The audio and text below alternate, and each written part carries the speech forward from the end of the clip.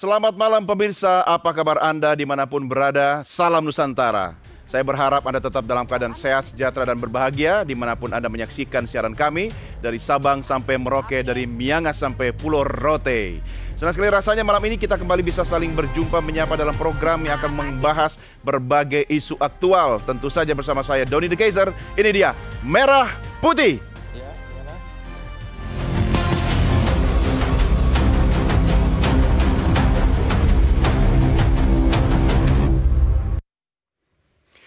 Burung merpati terbang ke awan, membawa surat penuh harapan. Garuda berjuang di laga penentuan, seluruh bangsa kirimkan dukungan. Ya, malam ini kita akan kulik tentang laga Timnas Indonesia versus Arab Saudi yang dalam hitungan jam lagi akan kita saksikan sama-sama pertandingannya langsung dari Arab Saudi. Dan saya sudah menghadirkan narasumber di studio Nusantara TV untuk berdiskusi menjadi panelis topik bahasan kita, laga hidup mati Garuda di tanah Saudi. Saya ingatkan pemirsa, jangan lupa saksikan melalui Nusantara TV dan juga live streaming kami di YouTube official Nusantara TV. Like, share, subscribe, dan Anda boleh menuliskan komentar atau menyampaikan pertanyaan di kolom komen. Nanti kalau ada yang menarik, produser saya akan membacanya untuk kita diskusikan di studio. Sudah hadir di studio, kita kenalan dulu dengan narasumber panelis kita yang sudah tidak asing lagi, yang akan bersama-sama kita bahas sepak bola Timnas lawan Arab Saudi. Di sebelah kanan saya, analis sepak bola, Menteri Negara Urusan Sepak Bola, Gita Suwondo. Bung Gita, apa kabar? Baik, Doni.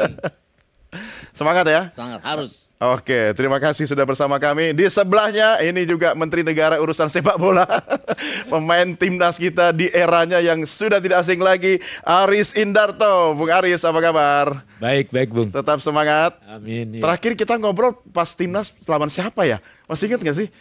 Waktu di GBK ya. GBK, oh iya. Oke. Terima kasih. Dan di sebelah kiri saya, wah ini luar biasa ini. Kalau anggotanya nggak turun, beda ini rasanya pertandingan kita. Karena beliau adalah Sekjen Presidium Supporter Indonesia, Richard Ahmad. Apa kabar, Bung? Baik, Bung. Semangat? Semangat.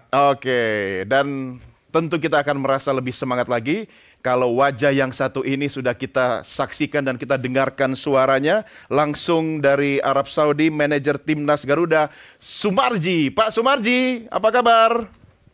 Ya, baik, alhamdulillah. Assalamualaikum. Waalaikumsalam warahmatullah. Wah, kalau lihat wajah Pak Sumarji begini, rasanya gimana? Yakin Bu Gita? Yakin ya Pak Marji? Yakin. Harus optimis. Optimis, oke. Sabar dulu Pak Sumarji. Bapak-bapak sekalian, sebelum kita mulai diskusi, mari sama-sama kita simak dulu tayangan yang berikut ini.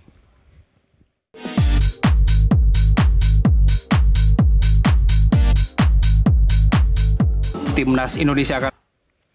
Mari langsung kita diskusi, kita langsung ke Arab Saudi. Pak Sumarji, kabar gembira apa yang bisa Anda sampaikan buat para supporter Timnas kita sambil menanti jelang laga hari ini atau tengah malam dini hari nanti di Indonesia?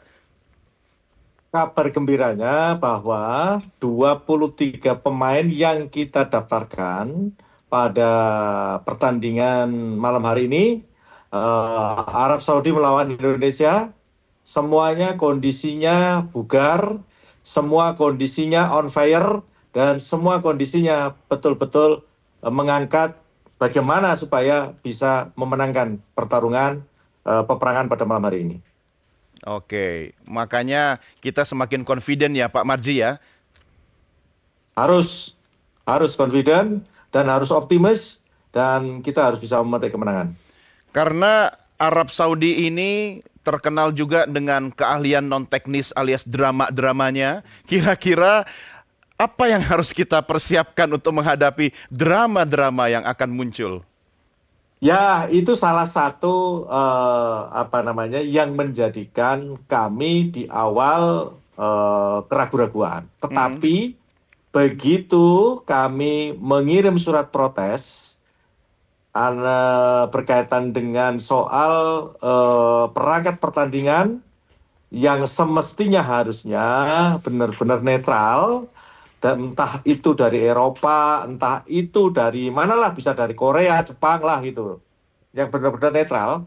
Toh pada akhirnya kan juga tidak mendapatkan jawaban. Dan jawaban yang baru kami terima itu 3-4 hari yang lalu itu adalah kembali kepada wasit yang sudah ditunjuk. Maka ketika situasi seperti itu ya sudah, kita anggap bahwa siapapun yang akan memimpin pertandingan itu jangan terlalu dihiraukan.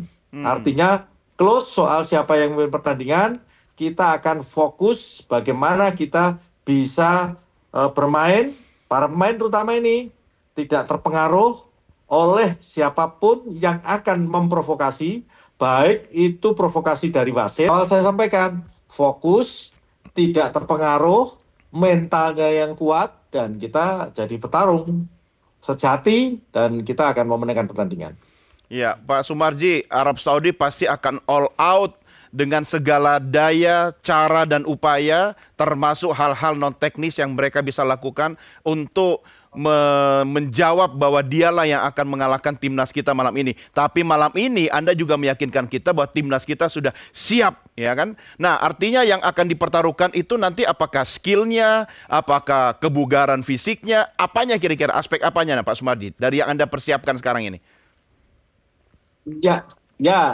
Jadi yang harus diingat bahwa dari sisi kebugaran itu yang 23 pemain itu adalah benar-benar fresh dan bugar. Kita melihat dari bagaimana dia di klub masing-masing. Apakah jadi pilihan utama, terus mainnya bagaimana. Yang kedua, mental, Patrick Kluivert. Artinya, yang kita prioritaskan itu ya tiga-tiganya. Satu, soal kebugaran, fisik, berarti ini. Yang kedua, itu adalah soal mental petarung, mental pejuang, dan tentu mental juara. Yang ketiga, bagaimana soal kecerdasan. Ini 3 hal inilah yang kita angkat untuk betul-betul siapapun yang akan di line up-kan, siapa nanti yang dimainkan, ya itu yang terbaik di antara yang baik. Seperti itu. Pak Sumarji, soal mentalitas dan chemistry, bagaimana Anda melihat ketika mereka hanya memiliki waktu kebersamaan yang sangat singkat dan mepet untuk menghadapi Arab Saudi?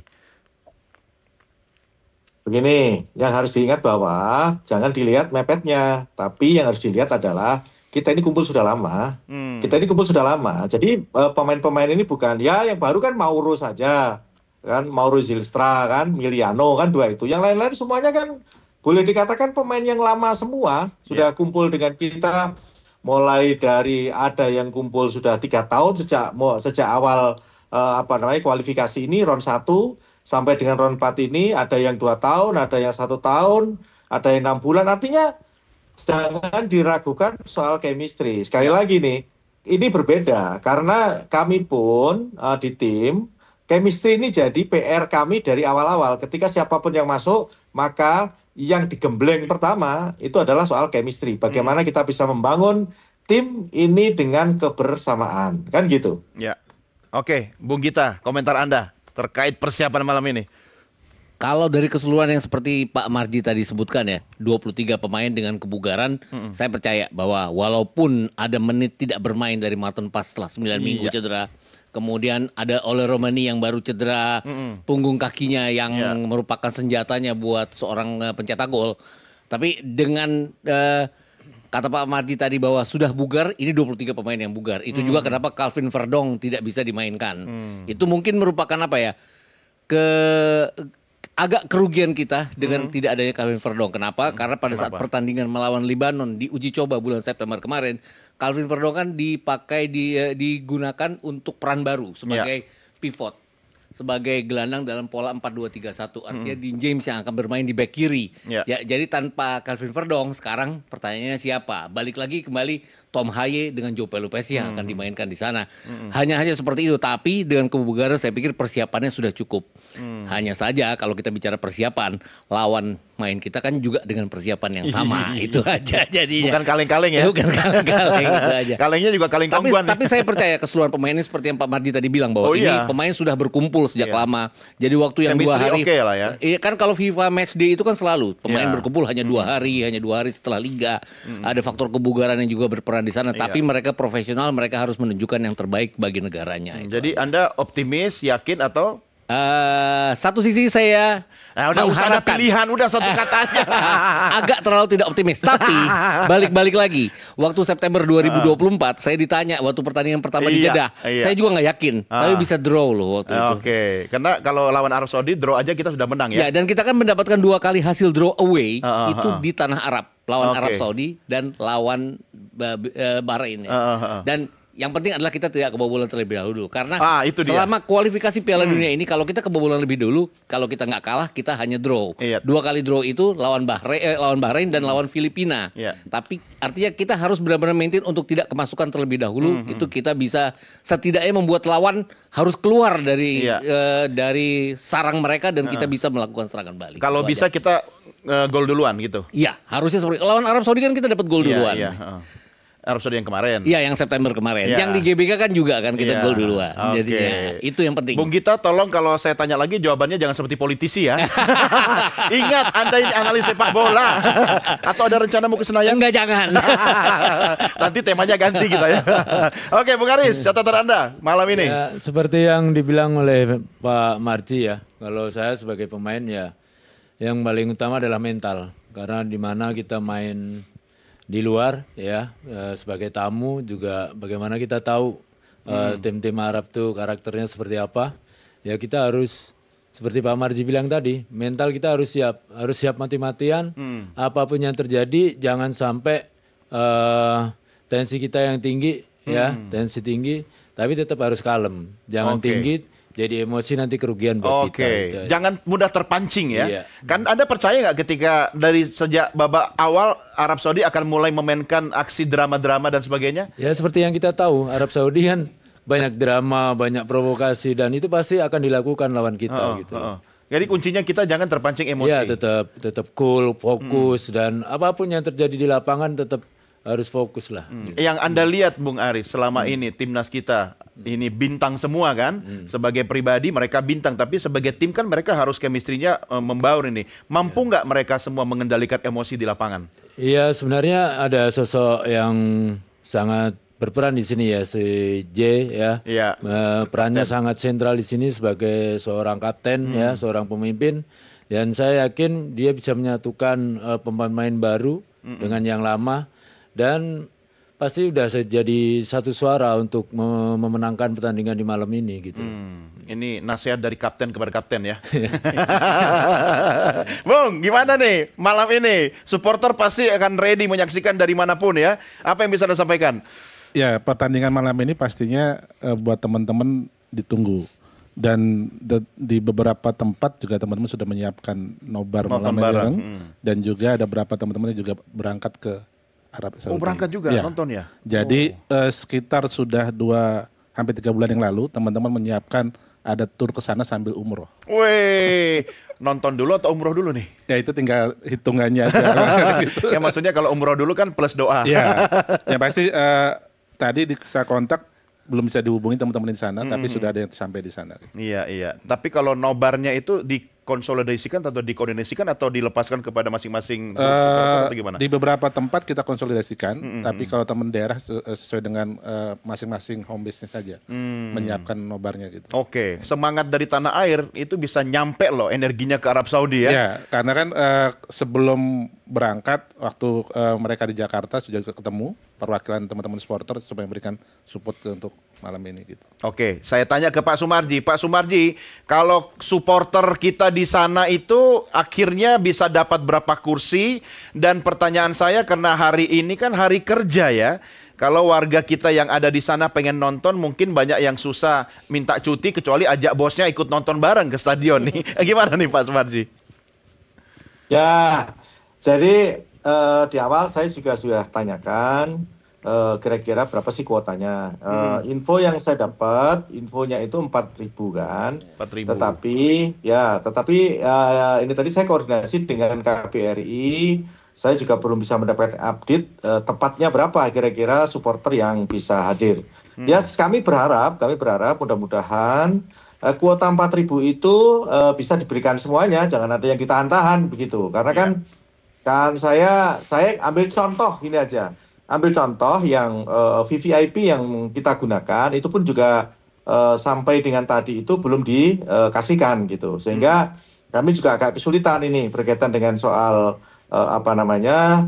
tiket ini. Tetapi kembali lagi hal begini ini hal yang biasa. Karena apa? Karena satu, mereka tuan rumah dan kita ini pendatang, kita away, ya mungkin segala sesuatu bisa dia lakukan gitu. Bagaimana supaya menekan kita dari semua sisi gitu. Kembali lagi, apapun, kita sudah sepakat apapun yang bakal terjadi, artinya mau seberapapun yang akan bisa datang, maka itu adalah sebagai pemantik semangat kami untuk para pemain bisa bekerja ekstra lebih kuat, lebih keras, dan akan lebih menunjukkan bahwa kami memang lebih baik daripada Saudi. Iya, timnas kita ini kan tidak peduli ya yang nonton 1 orang, 1.000 orang, 1.000.000 orang, semangatnya tetap sama kan Pak Sumarji kan? Ya, itu tadi yang kita ambil adalah semangatnya. Iya, cuma katanya nih warga Arab Saudi sendiri juga tidak terlalu antusias nonton timnasnya dibanding kalau menyaksikan klub-klub mereka begitu. Artinya kalau nanti stadion tidak dipenuhi juga oleh supporter lokal, itu keuntungan nggak sih Pak buat timnas kita dengan supporter-supporter kita yang datang ke stadion? Wah ya sangat lah. Artinya kalau itu tadi semakin banyak yang bisa hadir datang dengan mendukung, mensupport tim Merah Putih, itu akan menambah motivasi para pemain untuk bisa betul-betul ekstra kerja keras gitu loh berjuangnya. Iya, nanti supporter kita di sana Pak bikin juga yel-yel yang versi bahasa Arab Pak. Jadi biar dimengerti sama mereka gitu. Pak Sumarji, ini sekarang skuad kita lagi ngapain, lagi di mana, kegiatannya apa Pak? Kasih bocoran dong. Ya, sebentar lagi, ini 10 menit lagi, maka saya minta waktu di awal, karena 10 menit lagi kami akan meeting terakhir. Sebelum kami berangkat ke stadion.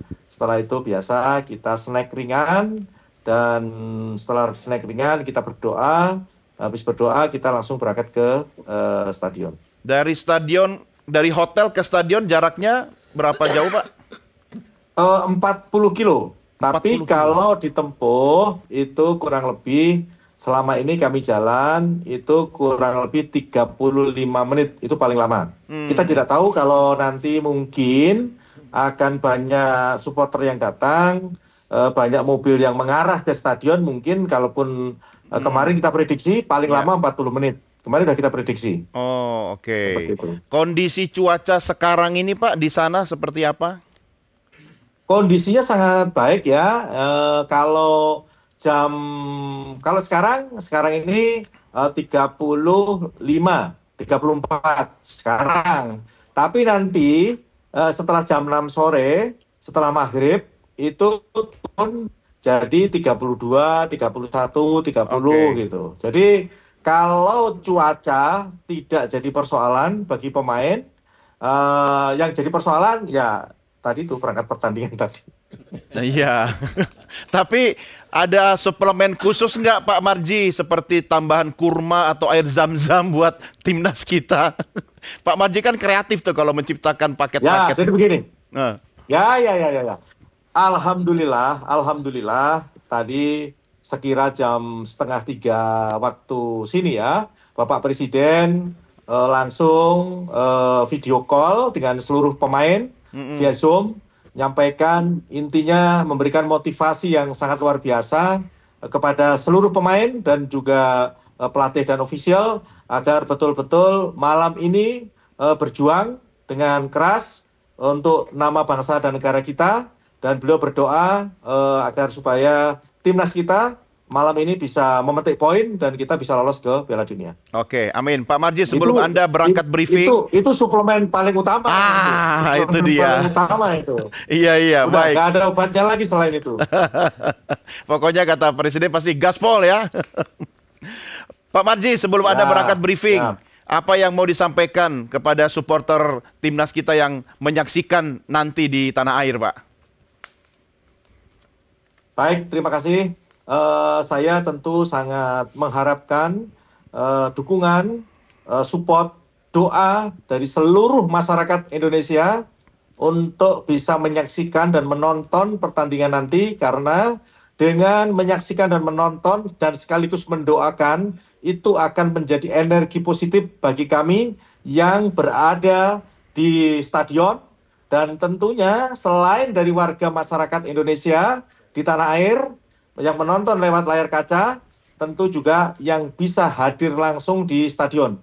Intinya bahwa support, semangat, dan dukungan dari seluruh masyarakat Indonesia, baik yang berada di tanah air dan yang berada di stadion, itu adalah penyemangat nomor 12 yang betul-betul bisa kami rasakan dan akan bisa menambah semangat kami berjuang untuk nama bangsa dan negara kita.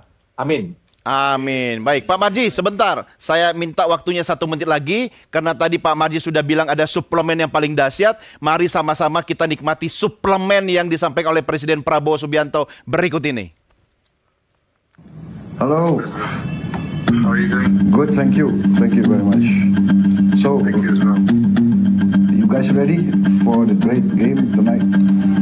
We're ready. We're all ready. Thank you very much. Terima kasih semuanya. Ya, saya berdoa kalian akan berhasil. Terima kasih. Do your best and give us good news tonight. Thank you. Selamat berjuang.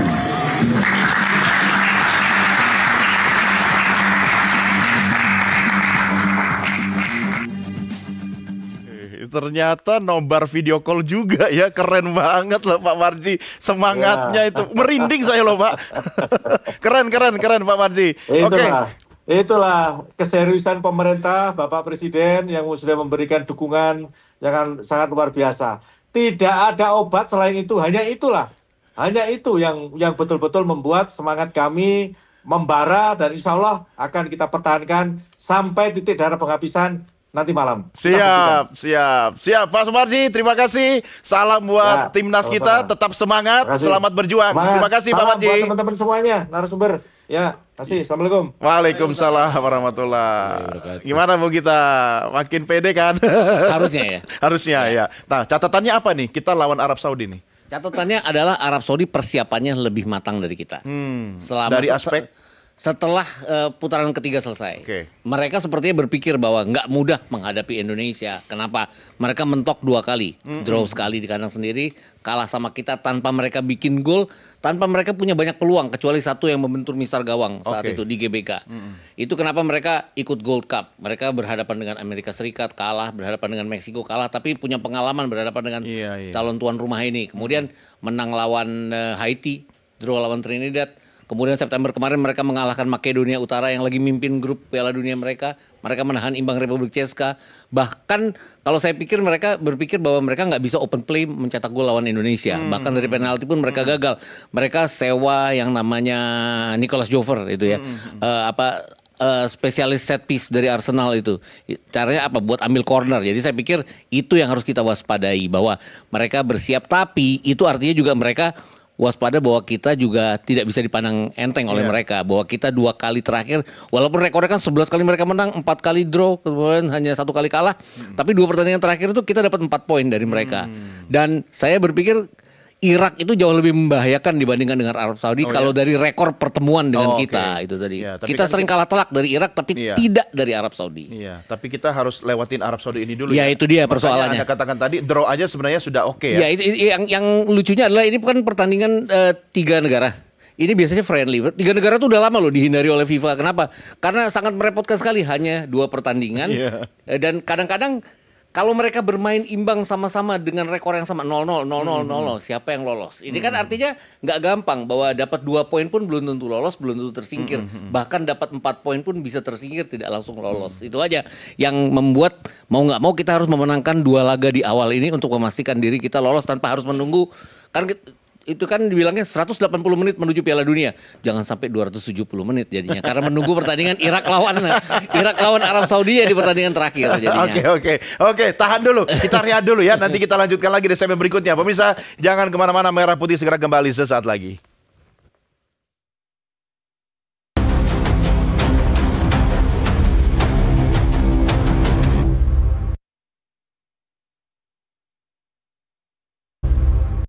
Harus menang. Yakin. Dua pertandingan yang akan menentukan apakah kali ini untuk pertama kalinya dalam sejarah kita bisa masuk ke Piala Dunia. Presiden nonton nggak, Mas? Mohon semua dukungan, doa dari seluruh masyarakat Indonesia. Ya, mari kita doakan para pemain bermain dengan penuh kebanggaan, penuh semangat. Harapan dan mimpi kita untuk pertama kalinya semoga bisa terwujud. Dimulai dari malam ini. Mas, kalau lolos ke Piala Dunia kan ini sejarah ya bagi negara kita, Mas. Mungkin Presiden ada nazar khusus gitu, Mas? Ada sih, ada. Beliau menyampaikan tapi tidak perlulah kami sampaikan ke. Ada nazar khusus lah. Tapi Anda ada nazar nggak? Ya saya cuma mikir gini. Mic-nya jangan lupa. Oke. Yang saya mikir gini. Ini kan hak siar Piala Dunia tanpa kita lolos ya. Nah, kalau lolos tuh ditambah loh angkanya. Itu nazar pemain. Iya, maksudnya gini, itu negara-negara yang lolos selalu dikasih harga yang mahal oleh FIFA karena FIFA jualannya di situ kan. Jadi kita harus siap keluar duit juga jadi kalau kita lolos. Apa-apa. Tapi Bung Aris, ini kan kita bertaburan bintang ya timnas kita. Dan mereka juga memang valuasinya ya kan mahal gitu kan. Itu jaminan nggak sih ketika kemudian chemistry-nya kata Pak Marji tadi sudah oke, terbangun, kemudian hal-hal non teknis bisa kita prediksi gitu. Tapi yang kita hadapi Arab Saudi. Iya kan? Value itu nggak begitu signifikan ya pengaruhnya. Yang sangat berpengaruh dalam tim itu ya kebersamaan. Yang dibilang tadi chemistry itu memang sangat berpengaruh di suatu tim gitu loh. Kalau masalah pemain bagus-bagus kalau nggak punya kebersamaan, nggak punya tekad yang sama, punya tujuan yang sama, juga sangat berpengaruh buat kekompakan tim ya. Ya nomor satu tetap daya juangnya harus sama-sama. Itu aja. Ini kuncinya ada di tangan Coach Patrick Kluivert atau gimana nih?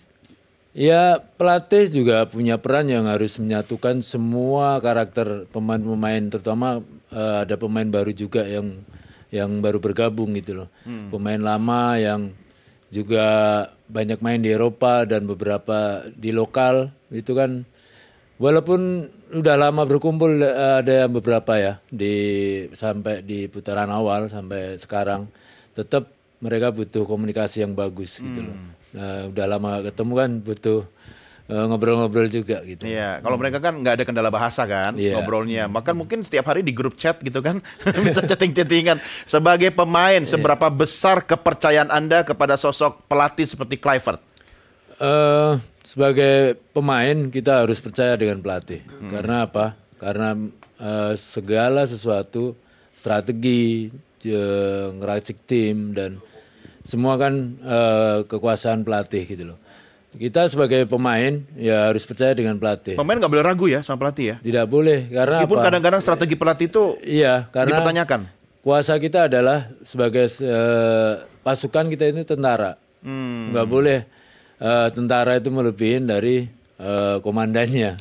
Ya, karena akan berdampak buruk. Kalau semua pemain seperti itu akan berdampak buruk buat tim.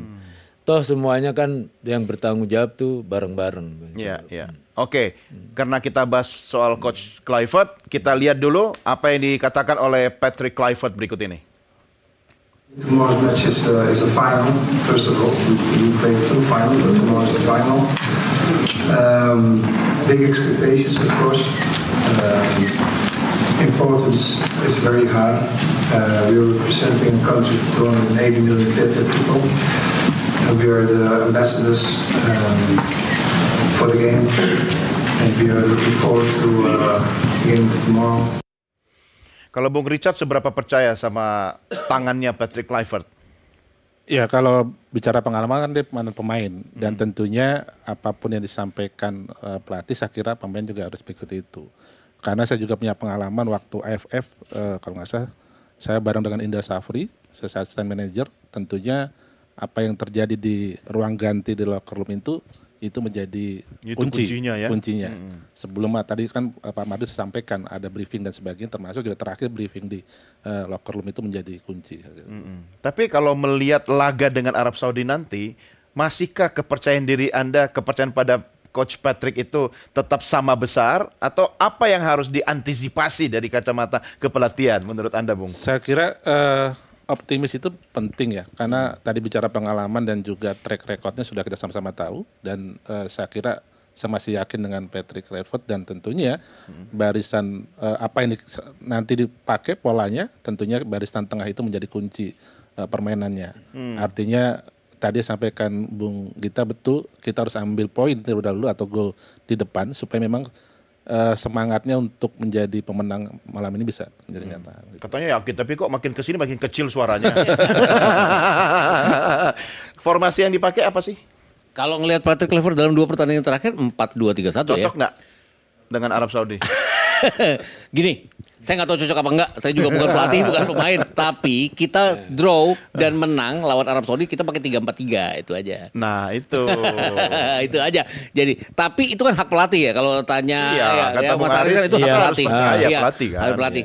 Hanya saja saya berpikir dalam 6 pertandingan yang sudah dilalui oleh Patrick Kluivert, dia kok seperti tidak punya plan B pada saat plan A-nya mentok. Atau dia mau yang penting beda dengan STY. Tapi kalau dibilang beda dengan STY, dia lawan Bahrain, lawan Cina, dia pakai polanya STY loh. Dan dia sukses dengan clean sheet pada saat itu. Bahkan waktu itu kan orang berpikir di GBK orang akan teriak nama STY kalau gagal. Kita nggak gagal, kita nggak kemasukan sama sekali. Bahkan lawan Cina itu kita nggak bertahan juga ya. Kita melayani Cina bermain di tengah dan kita unggul. Jadi dia pernah meniru gayanya STY dan berhasil. Tapi pada saat dia mencoba gayanya sendiri lawan Australia, 15 menit oke. Tapi begitu kita kemasukan, berantakan. Itu tadi kenapa saya bilang, jangan kemasukan duluan. Repot kalau kemasukan kayaknya duluan. dia nggak punya pakem. Iya, betul. Nggak punya pakem formasi yang pasti gitu. Maksudnya. Tapi kan bukan coba-coba. Oh tidak, bukan coba-coba. Artinya atau mungkin dia banyak opsi sebenarnya. Banyak opsi, tapi maksud saya itu pada saat ketinggalan poin, gol, artinya kan pelatih terus sudah berubah ya. Berubah. Ya. Nah ini kan agak telat gitu. Dia pergantian tuh kayak dia bingung sendiri mau kayak jangan sampai kita kebobolan nih. Kayak lawan Australia, Miss Hilgers cedera, dia masukin Sandy Walsh. Enggak lama Sandy Walsh ditarik lagi, masukin Rizky Ridho lagi. Tapi Bung Aris, pelatih itu kan nggak boleh grogi ya atau kelihatan grogi ya. Pemain bisa ngerasakan ya. Kalau pelatihnya sendiri bingung atau grogi gitu kan. Iya, biasanya kan kita mengamatin juga gitu loh. Gerak-gerik dari pelatih juga. Kepo juga ya. Iya. Karena gini, kita kan pasukan kan berdiri di belakang pimpinan juga kan. Kalau pimpinannya nggak ibaratnya saklek juga, kita juga bingung juga gitu loh. Tapi dari tadi obrolan kita bahwa ya memang mungkin dari strategi ini ya, strateginya Patrick, mungkin dia akan coba dengan filosofinya Belanda yang kemarin itu dan nggak berjalan, mungkin dia kembali lagi ke formasinya STY gitu loh. Ya itu kan suatu perubahan yang mendadak menurut saya ya. Pemain kaget nggak sih kalau kayak gitu?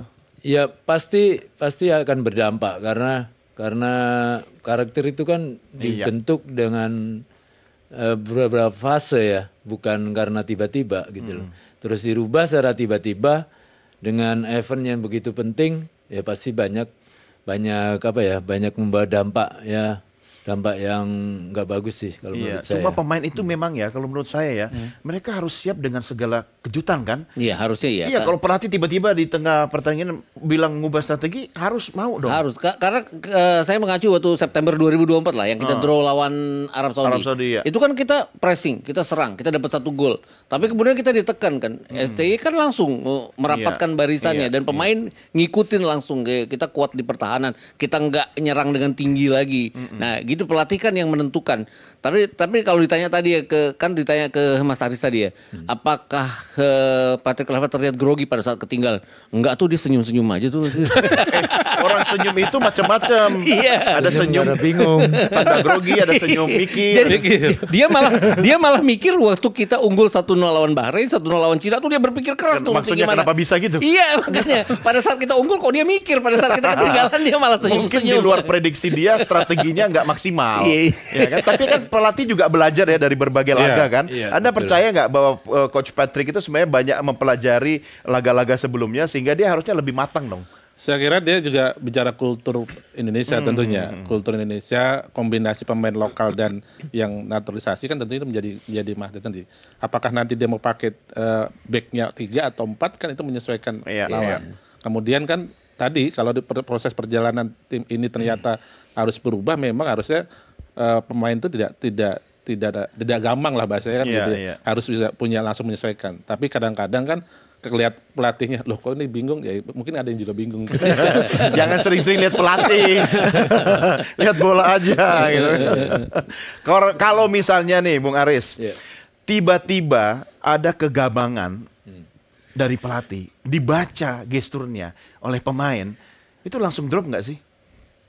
Disitulah peran pemimpin di lapangan ya, karena situasi di tengah lapangan tidak bisa diserahkan sama pelatih. Karena pelatih cuma mengamati dari luar. Karena situasi di dalam harus terkondisikan oleh pemain, terutama kapten ya. Karena yang menaungi mereka semua adalah pimpinan mereka sendiri di dalam lapangan gitu loh. Kalau di luar kan pelatih cuma ini, tapi mungkin di dalam juga nggak bisa nangkep ya. Kalau pelatih lagi teriak di pinggir lapangan itu pemain sebenarnya dengar nggak sih? Ya ada yang ya gitu doang. Iya itu yang penting. Ada kode doang asal dengar gitu ya. Yang penting kasih respon gitu ya. Tapi paham nggak maksudnya tiba-tiba ada perubahan strategi gitu? Kan komunikasinya itu kan. Iya sebenarnya strategi itu kan seperti yang dibilang Bung Gita tadi. Bahwa strategi itu kan plan A, plan B itu kan harus dilatih.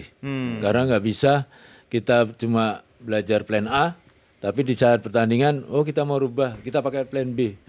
Itu akan beresiko karena pemain banyak yang nggak tahu, saya kira begitu.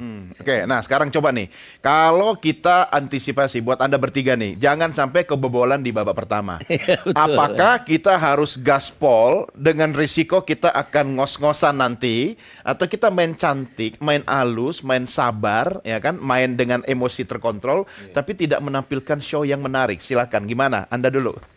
Saya kalau pendapat terkait itu gaspol. Karena 45 menit pertama itu menentukan. Jadi kalau kita ambil... Bukan gaspol, oke gas. Oke. Jadi kan Pak Prabowo tadi yang telepon. Jadi kalau 45 menit pertama itu menentukan, jadi instruksi pelatih harus ambil poin di depan.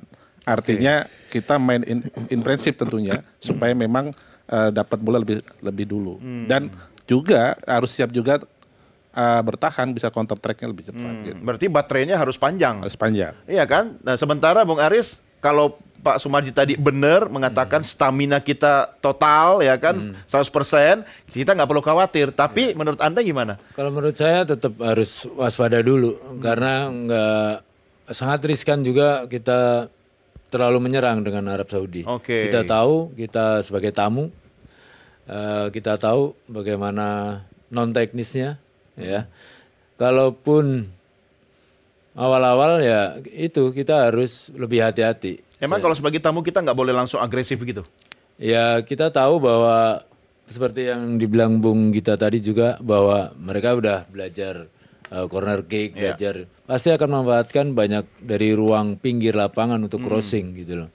Sedangkan kalau kita selalu menyerang dengan counter di sisi-sisi itu sangat berbahaya buat kita. Apalagi kalau kita secara frontal sisi sayap kita back kanan kiri dengan sayapnya yang terlalu maju dan dapat counter sangat berbahaya buat kita. Oke, sebenarnya ada cara Bung Gita. Kalau kita sebagai tamu tetap sopan, meski harus agresif, kita ucapkan salam dulu. Kita tamu gitu. Catatan Anda gimana? Saya setuju dengan Mas Aris ya gini. Artinya kita kan selama ini selalu lawan Taipei lah, kita menekan habis. Tapi kan Taipei ya memang China Taipei kan nggak berkembang sama sekali. Bukan lawan yang sepadan buat kita ya, beda sama Arab. Mereka akan counter. Mungkin saja ini awal-awalnya jadi pertandingan nunggu-nunggu siapa yang duluan. Karena Arab kan pasti akan takut juga nyerang duluan. 15 menit pertama atau malu-malu dua-duanya. Ya itu tadi bukan malu-malu, waspada sama waspada. Itu pertandingan yang paling membosankan loh, waspada sama waspada. Akan membosankan tapi lebih menguntungkan buat kita dong. Iya harusnya seperti seperti itu. Asal kita bisa dengan cepat membaca. Bener. Kemarin kan lawan Libanon tuh ada Yakob Sayuri di bek kanan, kemudian Miliano di kanan depan. Kemudian kita ada Dean James dan ada bukan Ragnar waktu itu yang di kanan itu Beckham Putra. Ya, Ini Bu kan kita tangannya kanan aja kalau mau cerita. Dua-duanya jadi dua sisi itu sama-sama cepat. Iya. Tapi Yakob itu kan suka telat mundur ke belakang. Jadi saya lebih berpikir Sandy Walsh itu kan lebih anteng untuk mundur ke belakang. Ya itu waspada counter tadi yang Mas Haris bilang bahwa kalau kita nyerang dengan gaspol terus-terusan atau gas terus-terusan tadi, ya kita takutnya akan diserang dari sisi mereka. Dan kita pernah menyerang dari sisi mereka waktu kita menang di GBK, dari sisi sayap mereka, karena itu kelemahan mereka. Jangan sampai itu jadi senjata mereka. Gue manfaatin. Masa senjatanya kita dijadiin senjata oleh mereka gitu. Karena mereka juga mengamati kan. Iya pasti. Iya, apalagi dengan cuaca yang malam sangat dingin di Arab Saudi ya. Mungkin nggak berpengaruh bagi teman-teman yang main di Eropa gitu loh. Tapi kalau buat kita sangat berpengaruh karena oksigennya tipis pasti. Kalau langsung gas takutnya bensinnya habis di tengah jalan gitu. Biar bisa tetap stabil sampai babak berakhir, kira-kira tipsnya apa nih? Ya kita harus kalau saya lebih mainkan tempo ya. Karena pasti sebagai tuan rumah juga pasti mau nggak mau harus menang gitu loh. Kita yang harus mengatur tempo, yang menganalisa Arab Saudi untuk menyerang dan kalau perlu kita yang counter attack mereka gitu loh. Jangan kita yang serabutan maju tapi kita nggak ngukur kekuatan kita, pertahanan kita hanya untuk meraih harga mati menang tapi tidak berpikir kekuatan kita gitu. Iya, kalau yang harga mati itu cuma satu, Bung, NKRI. Berarti bisa diprediksi dong kalau ini tipe-tipe kedua timnas ini di awal shy cat, malu-malu kucing, saling membaca, 15 menit pertama kayaknya akan kurang menarik atau gimana nih? 15 menit pertama mungkin penyesuaian. Penyesuaian kedua tim ya. Dan tentunya ya mungkin analisa itu menyampaikan bahwa kita lihat dulu sesuai apa kan gitu polanya seperti apa. Mungkin setelah itu ya arahan Patrick mungkin bisa menyerang atau seperti apa kita. Ini sebenarnya di sini faktor supporter ini sangat pengaruh ya. Iya, makanya tadi kalau misalkan sudah ada gambaran dari KBRI misalkan kuota itu sudah bunyi gitu kan, artinya bisa dimanfaatkan teman-teman. Kan ini waktu sudah mendekati. Loh, kalau supporter kita kemudian ambil jatahnya supporter tuan rumah kan boleh-boleh aja kan? Boleh sih kalau itu jadi digunakan. Iya, ya kan gitu. Kan mereka lebih suka nonton klubnya daripada timnasnya. Iya kan? Ya maksudnya kan mungkin juga jatah mereka tidak maksimal dipakai gitu loh, Bung. Iya sih. Iya kan? Ya karena kita kan sekarang tuh kalau nggak salah tuh kemarin laporan terakhir 4.182 yang buat kita. Buat kita jatah. Tapi kan ada jatah dari Arab yang mungkin tidak diambil. Tapi kan waktu itu ada semacam apa ya? Bukan ancaman, ada semacam warning bahwa kalau memakai jatahnya supporter Arab itu tidak dibolehkan masuk. Karena mereka jangan duduknya di tribun Arab. Ya itu tadi. Biar sudah pakai kafaye atau apa kan muka Indo tetap kelihatan. Ya itu tadi. Makanya kita sebenarnya kan stadion kalau jadi penyelenggara stadion kan harus penuh ya. Betul. Ya kalau mereka tidak ngambil ya kenapa tidak boleh kita? Kan mereka kan. Betul, tapi kalau diserahkan ke supporter kita juga mereka juga rugi sebenarnya.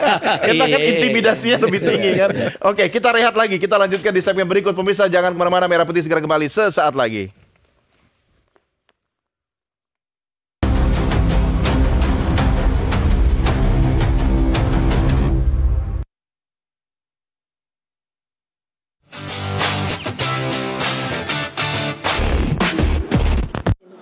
Itu kalau peluang, kita bicara peluang itu potensinya gede banget. Karena kenapa? Semua mata dunia itu udah ngeliat potensi Indonesia. Dan semua negara juga udah mendukung, termasuk Asia Tenggara udah menyokong Indonesia untuk punya kans gede 99% untuk lolos Piala Dunia. Kita harap aja begitu. Saya sih sebagai penyita sepak bola ya, khususnya timnas yang akan bertanding dini hari nanti melawan Arab Saudi, saya berharap timnas itu akan tampil maksimal karena ini pertandingan hidup mati. Apakah kita bisa lolos ke Piala Dunia 2026? Peluang sih bisa aja, cuman kan itu kan masalah semangat. Kita Indonesia, kalau pemainnya orang Indonesia asli, pasti dia berupaya untuk menang. Komposisi pemain sih saya rasa sudah cukup. Intinya saya harap semua semangat ya, optimis untuk memenangkan laga agar Indonesia bisa masuk ke kualifikasi Piala Dunia.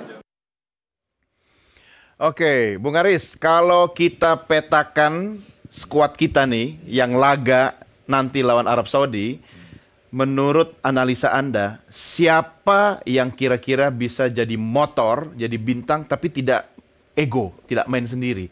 Dia bisa berbagi kepada pemain yang lain.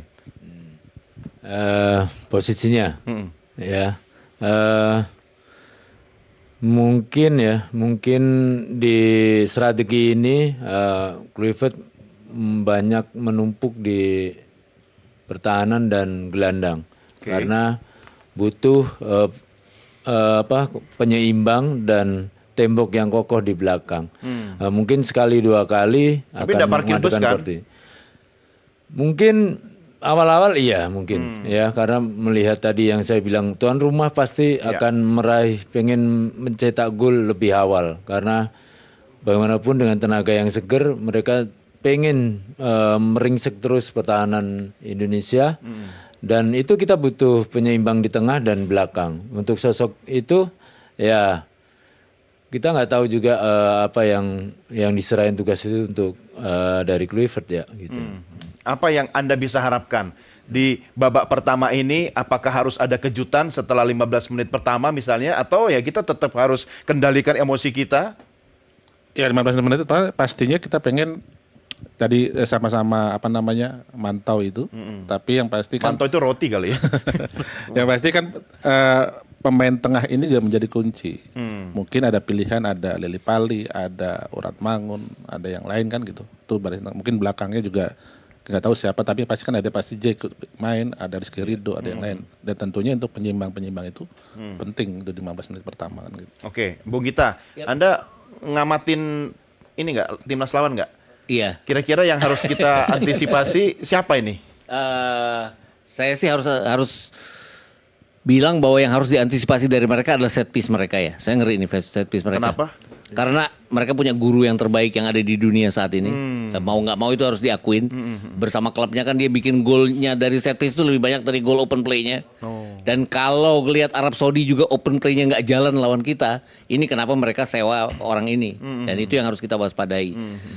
Sisi tengah sebenarnya kalau dari sisi individu, kita sebenarnya nggak kalah dengan Arab Saudi ya. Imbang-imbang aja lah dengan Arab Saudi. Kita punya Tom Hai, kita punya Kambuaya. Mereka juga dalam 2 pertandingan terbukti bahwa mereka juga tidak bisa berbuat banyak begitu masuk ke daerah pertahanan kita. Samalah dengan kita waktu lawan Libanon kan. Dengan Libanon menumpuk lawan, kita juga nggak bisa apa-apa. Sama dengan Arab Saudi pada saat kita menumpuk ke pemain kita di belakang, mereka juga nggak bisa apa-apa. Makanya waktu pertandingan lawan Libanon saya bilang bahwa kita kena apa yang kita lakukan terhadap Arab Saudi gitu loh jadinya. Dan saya rasa itu tadi kenapa pertandingan ini akan jadi saling tunggu. Karena balik-balik lagi saya sendiri pribadi menganggap bahwa saya senang sepak bola menyerang, tapi untuk 2 kali pertandingan ini nggak usah nyerang, yang penting menang itu aja. Ugly football nggak apa-apa asal menang itu. Lebih mengedepankan hasil daripada keindahan sepak bola. Walaupun sebenarnya agak ini juga ya, ada miris juga ya. Ya, itu kan pilihan ya. Artinya kalau memang kita tujuannya untuk menang, harus ada yang kita korbankan. Tapi kan tidak mungkin pemain juga mengorbankan atau melanggar taktik dan strategi pelatih. Iya kan, gimana tuh Bung Ari? Iya, karena kalau pemain melanggar instruksi, melanggar strategi taktikal ya pasti diganti. Langsung. Iya. Karena tidak berjalan sesuai dengan rencana pelatih. Tapi kan pelatih juga kadang begini loh. Karena saya bukan pelatih ya, tapi misalnya saya tidak punya pilihan, hanya dia yang cocok di laga ini. Kalau saya ganti dia, belum tentu juga bisa lebih bagus gitu loh. Nah itu gimana tuh? Ya harus punya pilihan karena ya dia harus sesuai prinsip dia bahwa strateginya harus berjalan. Kalau strateginya berantakan terus nggak ini ya mau nggak mau ya tetap harus diganti. Nah ini supporter ini sebenarnya penting loh. Artinya kalau kita sudah bisa memprediksi tidak akan ada permainan cantik di babak awal gitu kan. Tapi kan dukungan supporter tetap harus stabil kan. Mereka semangatnya harus tetap sama gitu loh. Yang pasti kan kalau nanti teman-teman ada di sana, dukungan apapun, kondisinya apapun ya, mau permainannya tuh lambat katakan gitu atau sambil nunggu atau mungkin langsung gaspol, supporter nggak ada ngaruhnya. Dalam pengertian ya udah kita dukung all out habis-habisan supaya memang semangatnya yang pemain-pemain di lapangan itu tetap sama, tidak lebih gitu. Ada hal-hal yang dilarang nggak ketika kemudian supporter kita menyaksikan laga di tanah air, kemudian ini di Arab Saudi yang mungkin belum pernah kita temui aturan-aturan khusus ketika jadi supporter di sana? Kalau di sana pastinya ada larangan, termasuk kan ada beberapa stigma yang kita tuh kadang-kadang teman-teman kelepasan bicaranya gitu. Ya, itu yang diwaspadai. Itu kan kemarin dilarang itu apa piktogram itu kan kita nggak boleh pasang tuh kan. Nggak boleh. Termasuk kalau di GBK kan kita bebas ya. GBK boleh. Tapi ada juga misalkan banner yang sifatnya agak provokatif gitu segala macam juga nggak boleh. Provokatif, rasisme juga nggak boleh. Tapi Ya kan kalau di Jakarta untuk si pemain gitu misalkan itu nggak ada masalah gitu. Makanya saya bilang kemarin juga saya sudah komunikasi sama Esko bidang supporter kan untuk komunikasi ke teman-teman juga gitu. Yang berangkat ke sana dari tanah air berapa? Kemarin konfirmasi kita sekitar 20-an, tapi saya nggak tahu yang di sana banyak. Gitu.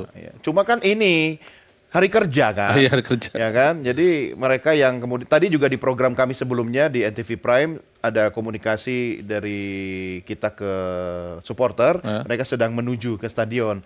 Cuma memang kan ya tidak bisa juga dimobilisasi secara massal, Bung, karena kan banyak warga kita di sana yang memang bekerja gitu kan. Ya, artinya kalau 1-2 komunikasi ada komunikasi. Artinya memang dari 3 bulan yang lalu teman-teman sudah menyiapkan itu, kendala-kendala apapun itu juga sudah kita coba cari solusinya. Tinggal komunikasi lintas negara yang hadir di situ juga perlu, karena nanti kumpulnya di KBRI kan kira-kira gitu. Sebenarnya ada satu taktik sih, Bung, kita. Kalau pekerja kita yang di Arab Saudi pengen nonton, ajak bosnya. Minta bayarin ya. Bayarin. Nonton sama-sama di stadion, meski duduk di tribun yang berbeda. Apapun hasilnya, jangan sampai memengaruhi keputusan kerja. Soal pelatih Arab Saudi gimana? Pengalaman jelas. Herve Renard kan kenapa dia kan waktu itu banyak yang bilang kok dia 2 pertandingan nggak bikin gol waktu dia pegang 2 pertandingan 0-0 lawan Australia, 0-2 di GBK. Tapi kan setelah itu kan dia membaik sebenarnya ya. Dia tahan imbang Jepang, dia mengalahkan Bahrain, mengalahkan China, kalah dari Australia di kandang sendiri juga. Tapi kan kalau kita lihat dari hasil uji coba, dia menunjukkan progres yang bagus gitu loh. Itu yang dilihat. Iya, itu yang dilihat. Dan dia kan yang membawa Arab Saudi juga mengalahkan Argentina waktu di Piala Dunia 2022 ya, walaupun gagal lolos dari putaran grup. Jadi saya pikir secara pengalaman dia di atasnya Patrick Kluivert. Tapi balik-balik lagi, ini soal 2 kali 45 menit yang harus dibuktikan oleh Patrick Kluivert bahwa kalau selama ini orang ragu bahwa dia punya plan B, kali ini dia harus membuktikan bahwa senyumnya itu akan keluar plan. Itu yang saya sangat harapkan dari dia. Oke, beda sama senyum Pak Marji tadi kan. Dia optimis kalau Pak Marji. Iya, makanya tadi Pak Marji jangan lupa suplemen kurma sama air zam-zam. Apa sih yang diperlukan oleh pemain ketika dia sudah performanya puncak, ya kan, mentalitasnya, chemistry sudah oke. Hal-hal yang mungkin sederhana tetapi itu bisa jadi booster loh, Bung. Apa? Ya motivasi ya, kepercayaan ya. Kepercayaan dari pimpinan, dari ya Pak Marji sebagai manajer dan pelatih semua. Mungkin ada senyum khusus dari pelatih yang bisa diterjemahkan. Iya, dan tentunya mungkin ya dalam hal ini ya itulah sokongan bonus apa-apa. Itu ya pasti banyak membawa dampak yang harusnya di awal ya disampaikan harus disampaikan di awal karena mereka juga butuh itu gitu loh. Ya di luar. Oh ya dong, kita kan profesional. Ya di luar motivasi secara moral ya. Jadi lebih pengaruh itu motivasi bonus atau keluarga? Ya semuanya punya. Nggak boleh, harus pilih salah satu. Sudah mulai jadi politisi juga kayak Bung kita nih. Nggak, bonus aja, bonus kan buat keluarga bonus juga jadi. Karena bonus kan buat keluarga. Ditonton keluarganya. Soal drama-drama nih sekarang coba kita antisipasi. Ya, karena pasti Arab Saudi all out. Ya, at all cost, iya kan? Nah, kira-kira strategi kita di babak pertama yang mungkin tidak cantik menurut Anda bertiga sepakat itu, tapi ketika ada drama, what next? Kita jangan terprovokasi. Waktu lawan Lebanon kan kita jelas terprovokasi tuh dari pemain Lebanon yang coba cari ribut lah, itu friendly loh. Mereka bisa-bisanya coba cari ribut tuh. Jadi kayak semacam apa ya, uji coba pada kita dan dari satu sisi itu kita gagal bahwa kita termakan oleh provokasi mereka. Ini pasti kan rekaman pertandingannya dilihat di Arab Saudi. Dan itu yang kita harus waspadai. Tapi kayak pelatih Jepang bilang, Hajime Moriyasu bilang bahwa sejauh kita unggul dari mereka dalam hal skor, mereka tidak akan bisa melakukan provokasi non teknis itu. Karena mereka nggak punya waktu, mereka harus mengejar ketertinggalan. Itu tadi, jangan sampai kita ketinggalan lebih dulu. Itu otomatis akan guling-gulingan itu mereka pasti itu. Tambah menjadi-jadi. Dan itu kan udah penyakitnya semua pemain-pemain dari Kita juga Jazirah Arab. begitu loh kalau misalnya. Bahkan kalau ada data-data yang mengatakan bahwa Liga Arab itu menit bermainnya itu hanya sampai 41 menit bersihnya dibandingkan dengan Liga Eropa yang sampai 65 menit. Itu kenapa? Karena mereka banyak sekali tuh main. Saya bisa menduga akan seperti apa nanti. Kalau Anda gimana, Bung?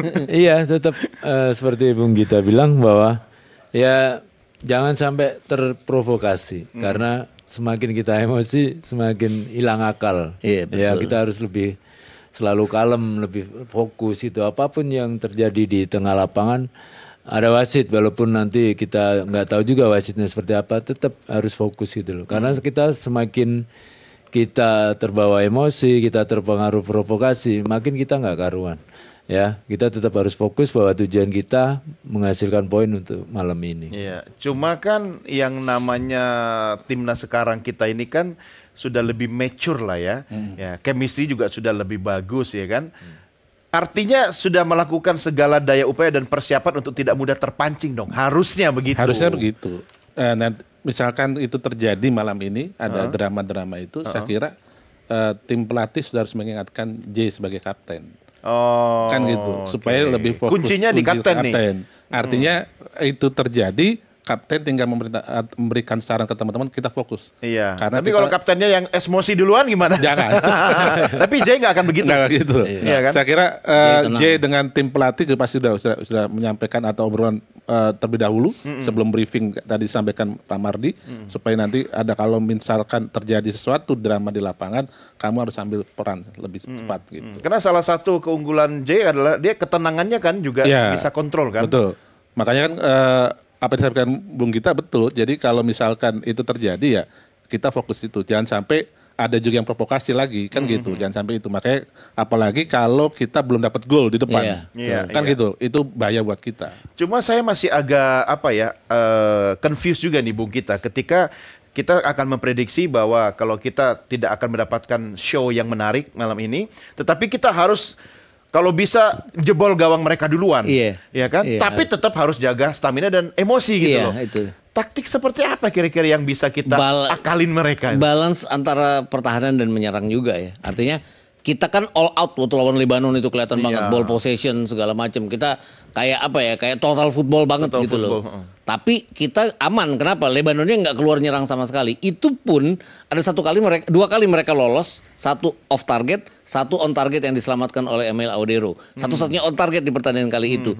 Bayangkan Arab Saudi melakukan counter attack pasti akan lebih dari satu shot on target. Itu yang harus kita bawa. Kalau kita bertahan terlalu tinggi itu tadi yang transisinya nggak cepat untuk mundur ke belakang itu. Karena transisinya Arab Saudi cepat. Lawan kita dua kali Arab Saudi kan transisi mereka selalu cepat. Cuman kita J.I.Z. waspada. Artinya J.I.Z., Rizky Ridho dan Jacid Hopner benar-benar memainkan peran di lini pertahanan dengan sangat baik dengan pola 3 back saat itu. Walaupun di menit-menit akhir kan Hopner seperti biasa termakan provokasi, kartu merah juga dia. Itu makanya saya juga percaya bahwa Hopner dia makin lama makin panas ya kayaknya ya. Solar ya dia ya. Iya kan? Makanya mungkin Kevin Dix yang akan dimainkan bersama J.I.Z. ataupun kalau 3 back akan Rizky Ridho, Kevin Dix dan J.I.Z. dan tidak Hopner jadinya. Karena takut termakan provokasi seperti itu. Oke, gimana Bung? Iya, kalau saya sih mungkin lebih mengamankan di seperempat lapangan kita ya. Karena itu tempat eksploitasi dari Arab Saudi. Ya karena mereka akan membombardir di area itu. Ya kita harus harus realistis juga gitu loh bahwa kita sebagai tamu juga di saat kita unggul mereka pasti cari-cari di area itu ya. Di saat mereka unggul mereka akan guling-guling kan. Kita itu sebenarnya serba salah tapi kita juga harus siap untuk menghadapi itu karena di saat kita unggul dia pasti cari-cari di kotak penalti di area 16. Kalaupun kita ketinggalan dia akan guling-guling. Seperti itu dan kita harus siap semuanya gitu loh. Kebanyakan kambing guling sih. Kan sebenarnya enak ya berhadapan dengan lawan yang nyerang dari sayap yang cepat. Itu kan kita perangkap offside kita bisa jalan ya. Artinya kan mereka kan cepat maju ya cepat kejebak offside juga itu yang harus kita lakukan dengan baik. Ya, tapi kan kita tidak bisa mengkondisikan jebakan itu. Iya, Gimana betul. kalau kita harus pakai taktik seperti itu apa yang harus kita lakukan? Iya, itu tadi kita harus balance jadinya kita drama juga dong. Itu tadi. Ya balik-balik lagi, bek kanan kita dan bek kiri kita bantu serangan tapi juga harus cepat kembali ke belakang. Itu transisi itu yang tidak dilakukan Arab Saudi waktu kalah di GBK itu aja. Paling nggak harus waspada dalam posisi daerah kita kan gitu ya. Dan daerah kita waspada itu supaya memang ada momentum kita bisa counter track dapat itu. Gitu, mereka tuh kan punya striker mereka tuh yang dari keturunan Afrika itu Kano itu ya. Itu kan bahaya sekali. Saya senang tuh di GBK tuh dia nggak bisa apa-apa itu. Itu sampai pelatihnya tuh sampai merengut gitu ngeliatin dia nggak bingung apa-apa. Nah, hal-hal seperti itu yang harus kita lakukan. Artinya dijaga, nggak harus dijaga. Sekarang udah nggak zaman ya man to man marking ya. Rasa-rasanya ya dijaga aja daerah bahwa dia tidak dapat bola yang enak pada saat dia harus menguasai bola. Itu aja yang penting. Ya. 2 kali main tuh dia nggak bisa punya peluang. Itu bagus sekali. Jam berapa sih nanti waktu Jakarta itu jam 00.15 setengah 1 ya? 00.15 ya? Iya 12. Oh ya sudah masuk hari Kamis ya? Yes. Oke. Nah saya harus akhiri nih. Kalau saya sendiri sebenarnya nggak terlalu suka nonton bareng. Setiap maksudnya saya nggak tahu ya kalau saya nobar pasti hasilnya mengecewakan. Saya lebih baik tunggu hasil atau nonton ini aja apa itu yang live apa yang komen itu loh apa? Live reaction. Iya. Oke, kita mau closing. Tapi apa yang bisa disampaikan agar timnas kita nanti bisa performa maksimal dan sekaligus prediksi skornya berapa dari Bung Richard? Ya, kalau dari saya tentunya tadi sudah kita ulas sama-sama. Pelatih sudah pasti ngasih instruksi. Tim manajer juga sudah melakukan hal yang terbaik. Saya kira fokus 45 menit itu menjadi penting. Kalau bisa kita dapat poin terlebih dahulu gol pertama di awal ya. Oke, Bung Aris. Ya, buat teman-teman ya timnas ya yang nanti malam bertanding fokus, semangat ya, mudah-mudahan hasil yang terbaik buat Indonesia dan mudah-mudahan dapat memenangkan pertandingan malam ini. Oke. Bu Gita. Fokus, jangan pikirin non teknis lawan. Jangan ikut guling-guling. Hati-hati terhadap injury time yang ditambah. Karena itu pasti akan terjadi, itu bagian dari non teknis mereka. Kemudian manfaatkan semua peluang yang ada. Artinya selama ini kan kita sering membuang-buang peluang. Bahkan oleh Romani pun cetak 3 gol dalam 4 pertandingan. Tapi ada beberapa pertandingan yang dia membuang peluang. Semua harus dilakukan karena itu yang paling penting. Artinya kalau kita bisa menang dengan 2 gol, kenapa enggak? Karena akan berfaedah untuk klasemen nanti. Karena ini kan itu tadi 3 pertandingan oleh 3 tim, apapun bisa terjadi. Yang kalah hari ini bahkan bisa tetap lolos kalau memenangkan laga berikutnya, dan laga berikutnya yang itu juga kalah, ya sama-sama dapat 3 poin, ya ujung-ujungnya goal difference kan yang bicara. Tadi belum prediksi skor loh, berapa? Ini berat nih. Jangan menghindar loh. Berat nih pasti. Berat. Ayo ngomong. Kan nggak mau maju jadi caleg kan? Enggak. Berapa? 2-0 lah. Wih. Berapa? 1-0 buat 1-0. Saya sih masih berpikir bahwa kita Sudahlah, Bu. kalah 1-2 kita ya. Hah? Kalah 1-2.